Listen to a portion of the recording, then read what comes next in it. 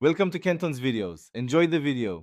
You begin by powering the Q18 and mounting your camera. Do it now. Attach the quick release plate, tighten the screw, and slide into the gimbal until it clicks.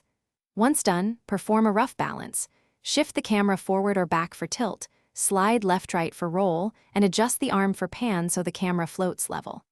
Make sure the unit feels neutral before calibration, because accurate balance reduces motor strain and preserves battery life. You now fine-tune balance and run calibration to sync motors. Use the tiny adjustment screws to micro-shift tilt and roll until the camera stays put when you nudge it. Once balanced, power the gimbal and enter calibration mode. Choose auto-calibrate for speed or manual for precision. Follow on-screen prompts. After calibration, test axis strength and limits. Lower motor power if you hear strain or jitter. Doing this ensures smooth response and prevents motor overwork during movement. You finish by selecting your shooting mode and practicing control. Start and pan follow for easy horizontal moves, switch to lock for static framing, and use follow when you want both tilt and pan reacting to you. Use gentle joystick input and steady walking technique for cinematic motion.